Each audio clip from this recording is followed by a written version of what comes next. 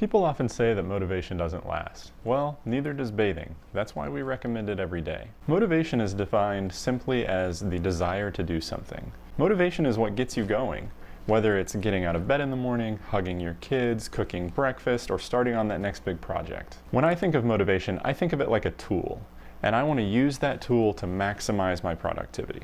Now, there are two types of motivation: the extrinsic motivation and intrinsic motivation. Extrinsic meaning exterior forces, intrinsic meaning interior forces. By the way, guys, I post videos 5 days a week on things like leadership, productivity, and effectiveness, and just being an awesome human in general. So if you're interested in any of those topics, please consider subscribing so that you can get more content like this. Extrinsic motivations are things like a new car, a nice office, a promotion, more money, and also punishments like a demotion, not getting that big bonus, or getting chewed out by the boss.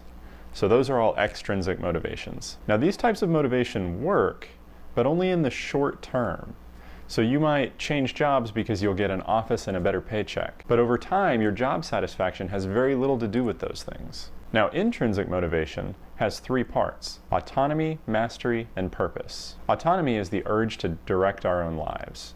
So a good example of this is Google, where some of their groups are allowed 20% of their time to work on whatever they want. They have full autonomy to work on whatever, as long as they're not working on their main projects. After doing this for several years, Google found that over half of their new products were developed during that 20%.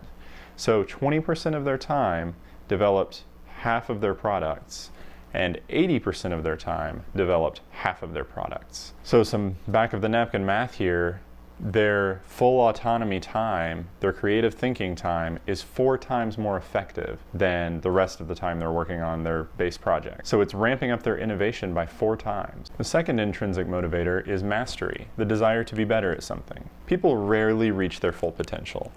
Some of us have had a day or two where we feel like we're firing on all cylinders and there's really no room for improvement. We're at our maximum. But that is not a very common feeling. Most people have a lot of room for improvement, which is a good thing because it gives us this drive for mastery. It gives us this want to be better, to improve, to develop new skills. That's what makes us want to get out of bed in the morning, that willingness to improve and advance. The third intrinsic motivator, and the one that I think is the most powerful and the most important to recognize, is purpose. That yearning to do what we do in service of something bigger than ourselves. Why do entry-level positions in news and radio pay half what similar jobs in other industries pay? Why can companies like SpaceX pay less than the industry but bring in the best talent? It's because they are providing purpose. People want to go work at SpaceX because they want to be part of space exploration.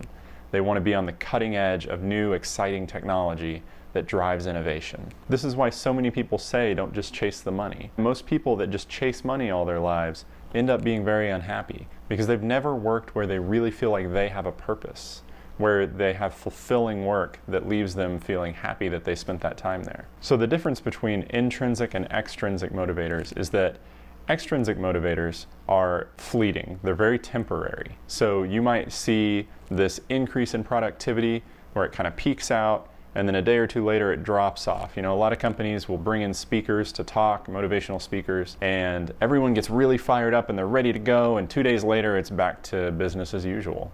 It just doesn't last. Those companies that have found a way to provide purpose for their employees see incredible productivity. And if you as a worker have felt that sense of purpose, you are just raised to new heights. So that's why the most successful companies with the most successful employees are trusting their people with some level of autonomy, they're providing training opportunities, and they're providing purpose. They're communicating to their people how the work they do is improving the lives of the customer. And these are things that are very important to job satisfaction and productivity. So if you're trying to maximize your productivity, my advice would be find purpose.